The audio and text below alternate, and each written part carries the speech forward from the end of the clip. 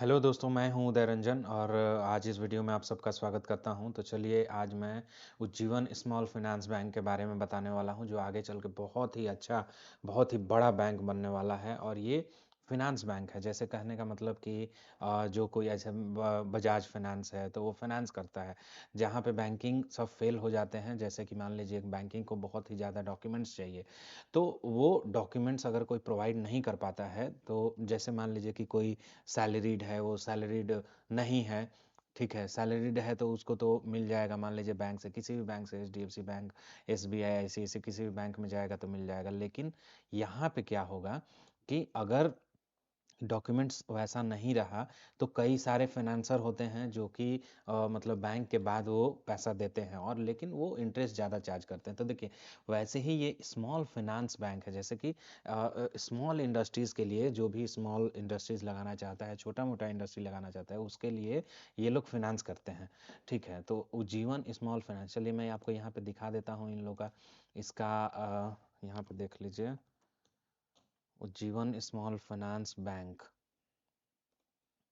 मैं आपको यहाँ पे देखिए, पर्सनल एंड बिजनेस बैंकिंग, देखिए यहाँ पे सेविंग्स अकाउंट भी ओपन करवाते हैं, टर्म डिपॉजिट भी है इनके पास, होम लोन्स है, एमएसएमई लोन्स हैं, माइक्रो लोन्स है, किसान प्रगति कार्ड, ये सब है, गोल्ड लोन है, टू व्हीलर लोन।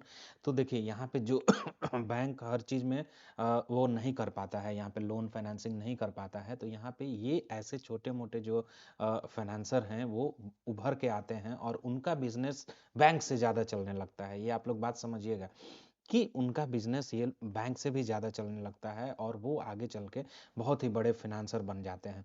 तो वैसे ही ये स्मॉल फाइनेंस बैंक है, ये बहुत ही अच्छा है। देखिए, इसमें अगर आप होम लोन लेने जाएंगे, होम लोन का आप लोग देख लीजिए, यहाँ पे सारा चीज़ बता रखा है। Loan amount range minimum 2 lakh से मैक्सिमम 75 लाख तक ये दे सकते हैं। वो डॉक्यूमेंट्स के ऊपर आपका डिपेंड करता है। लोन प्रोसेसिंग चार्जेस अपना 33-50 लेते हैं, ठीक है। रेट ऑफ इंटरेस्ट देखिए 13.75 से लेके 15.75 पर एनम तक ये लेते हैं, लेकिन ये रिड्यूसिंग है, ठीक है। रिड्यूसिंग में अगर 11% से ऊपर आता है, मतलब 15% तक आपको रिड्यूसिंग में मिलता है, तो वो ठीक है, अच्छा माना जाता है। टेन्योर, टेन्योर तो अपना डिसाइड आप लोग कर सकते हैं कि कितना टेन्योर का लेना है। लेकिन मेरे कहने का मतलब कि ये हर चीज़ प्रोवाइड करता है आपको। यहीं से आपके वेबसाइट पे जाइए, वेबसाइट से अप्लाई नाउ पे यहाँ पे जाइए, क्लिक कीजिए, और यहाँ से आप लोग अप्लाई कर सकते हैं, ठीक है। तो मैं इसका प्रमोशन नहीं कर पा रहा हूँ, मैं आपके लिए बता रहा हूँ कि ये यहाँ पे कैसे ये काम करता है, और इसके साइट भी है, और साइट से आप लोग सारा चीज़ कर सकते हैं। चलिए, इसके फंडामेंटल के बारे में मैं आपको बताऊंगा, टेक्निकल के बारे में बताऊंगा। कई लोग पूछते हैं, कई सारे इन्वेस्टर्स पूछते हैं मुझसे कि सर आप ये बताइए कि यहाँ पे जो एंट्री पॉइंट है, जो ये वाला पॉइंट दिख रहा है, लोअर गिरा था, 54 के आसपास तक गया था, तो यहाँ से ये लेने लायक है कि नहीं। अभी 57 पे पहुंचा है। तो अच्छा, देखिए, चार्ट देखने से आप लोग को क्या लगता है कि यहाँ से कौन सा लेने लायक है। देखिए, ये वाला जो लोअर पॉइंट था 54 के आसपास में, यहाँ से जो उठते उठते गया, ये कितना तक गया था, 62 तक गया था। 54 का 62 निकालिएगा, डिफरेंस 8 का आता डिफरेंस 8 का आता है। तो करीब आपको 16%, 15% का रिटर्न इसने कितने दिन में दिया है, सिर्फ और सिर्फ दिसंबर में। दिसंबर में ये आपको 15% के आसपास रिटर्न दे चुका है, ठीक है। तो ये जो लोअर पॉइंट आपको दिख रहा है, तो लोअर पॉइंट यहाँ पे एंट्री पॉइंट एक बन सकता है यहाँ पे, और इसको आप लोग एंट्री पॉइंट मान सकते हैं। अभी भी कोई देर नहीं हुआ है, 57 ये बहुत ही अच्छा है। इसका टेक्निकल मैं बता रहा हूँ कि ये यहाँ से एंट्री पॉइंट बन सकता है। क्यों बन सकता है, ये आप लोग देख लीजिए। देखिए दोस्तों, जब भी हमारा आरएसआई देखिए, 21, 22, 23, ये 25 का ये है, 21, 22 तारीख का ये लेटेस्ट हमारे पास चार्ट है। तो 21 तारीख को गिर के खुला था, लेकिन फिर ऊपर में चलते गया, और अभी 57 पे पहुंचा है, 54 तक गिरा था, ठीक है। 54 पे क्या हुआ था, इसका आरएसआई आ गया था 30 पे, ठीक है। जब भी ये 30 पे आता है, तो मार्केट में दबोचने वाले, मार्केट में बाई करने वाले बहुत ही ज़्यादा बढ़ जाते हैं। देखिए, आरएसआई बहुत लोग यूज़ करते हैं, बहुत सारे इन्वेस्टर्स से लेके ट्रेडर तक सब लोग यूज करते हैं।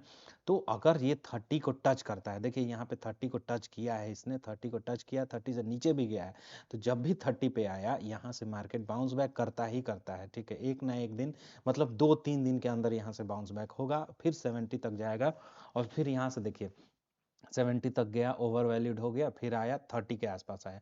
आज डेट का बता रहा हूँ मैं, 22 को ये 30 टच करके फिर से ऊपर गया है, मतलब यहाँ से और भी ये ऊपर जाने वाला है, ये हमारा पॉजिटिव बता रहा है, ठीक है।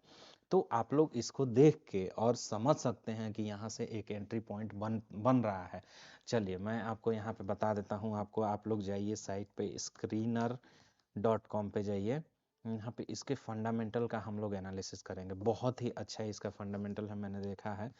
Ujjivan small finance bank, financial services पे नहीं जाना है, स्मॉल फाइनेंस बैंक पे जाना है। देखिए ROC है, रिटर्न ऑन कैपिटल एम्प्लॉयड, इसका 10.6% है, मतलब एक साल में इसने जितने भी कैपिटल इसमें डाले गए हैं, जैसे डेट हो गया, फिर जितने सारे लाइबिलिटीज़ हैं, डेट हैं, और फिर इक्विटीज़ है, तो डेट प्लस इक्विटी को मिला के जितना भी पैसा अब होता है उस पे इसका रिटर्न 10.6% का है। ROE क्या होता है? रिटर्न ऑन इक्विटी, सिर्फ उसने इक्विटी पे 33.3% CAGR ये दिया है, एक साल का रिटर्न है ये, 33.3% का रिटर्न है, ठीक है। तो इससे आप देखिए चार्ट यहाँ पे आप लोग को देखने को मिल रहा होगा, चार्ट इसका कैसे मई 2023 के स्टार्टिंग से जो ये चलना स्टार्ट किया है, 25 के आसपास में इसका प्राइस था, 25 से ये 60 के ऊपर जाके रुका है दोस्तों।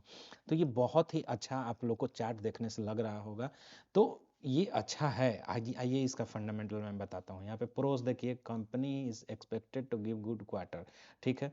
Company has delivered good profit growth of 176% CAGR, ये कोई कम वैल्यू नहीं है, 176% का CAGR over last 5 years, good profit growth है, ठीक है।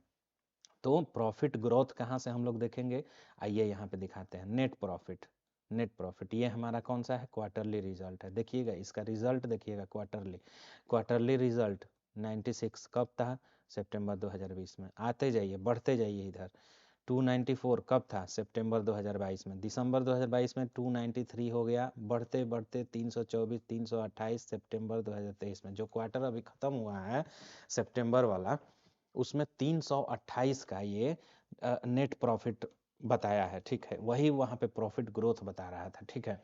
चलिए ग्रॉस एनपीए देखते हैं। ग्रॉस एनपीए क्या होता है, यहाँ पे जो net profit non profitable assets हैं, नॉन प्रॉफिटेबल असेट्स भी हमारे घटने चाहिए, ठीक है, बढ़ने नहीं चाहिए।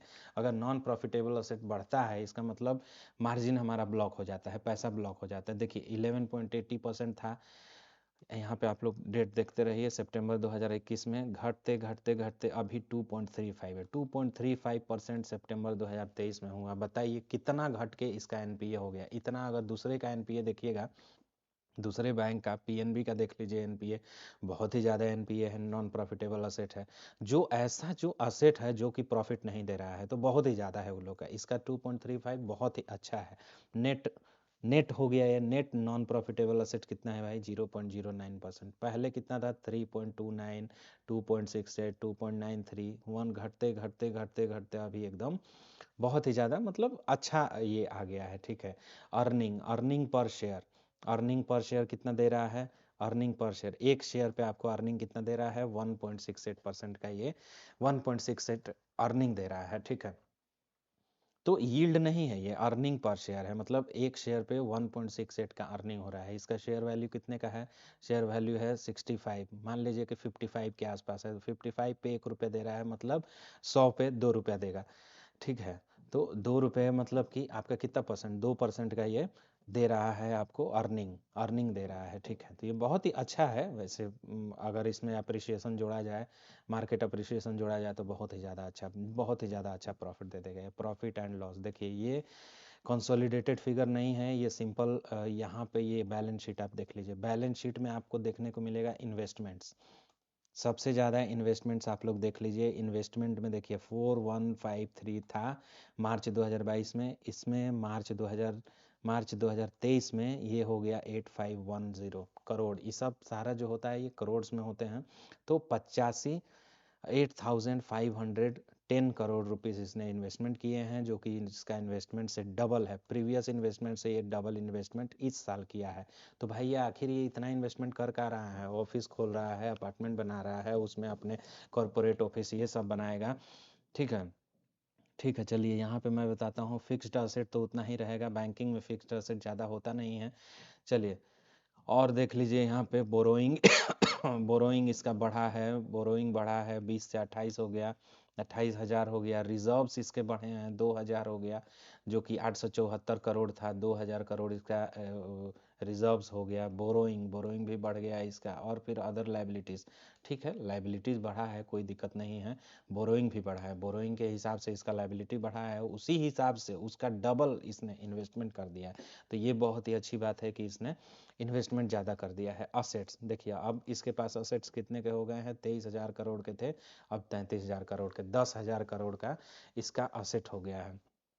ठीक है, ये बहुत ही ज़्यादा अच्छा है दोस्तों। यहाँ पे अगर आप लोग शेयर होल्डिंग पैटर्न्स इसका देखिएगा, शेयर होल्डिंग पैटर्न में FII इसमें बहुत ही कम है, प्रोमोटर्स इसमें ज़्यादा है, प्रोमोटर्स 73.66% है, और रिटेल इसमें ज़्यादा है, पब्लिक यहाँ पे ज़्यादा है 18.59%। तो ये अगर इसमें प्रोमोटर्स ज़्यादा हैं तो मतलब इस कंपनी को बचा सकते हैं वो, अगर कभी गिरती है बाई चांस तो इसको बचा सकते हैं, वो लोग बाई करने लगते हैं। और यहाँ पे पब्लिक जो है, पब्लिक भी यहाँ पे ज़्यादा नहीं है, 18.59% है, तो ये रिलेटिवली अच्छी बात है। ठीक है, और इसमें मैं आपको बता दूं, रिवेन्यू आप लोग देख लीजिए, प्रॉफिट लॉस में रिवेन्यू भी बढ़ा है, इंटरेस्ट से बढ़ा है, एक्सपेंसेस भी बढ़ा है। तो जैसे जैसे रिवेन्यू बढ़ रहा है उसका एक्सपेंसेस बढ़ा है, लेकिन एक्सपेंसेस उतना नहीं बढ़ा है जितना कि बढ़ना चाहिए।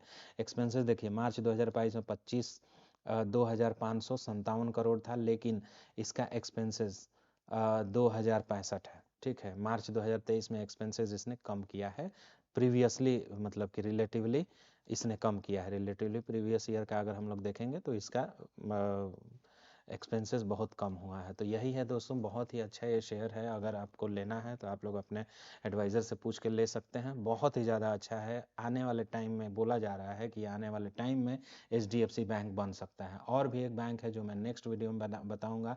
अगर आप लोगों ने चैनल सब्सक्राइब नहीं किया है, चैनल सब्सक्राइब कर लीजिए, लाइक कर दीजिए और शेयर कर दीजिए। थैंक यू दोस्तों।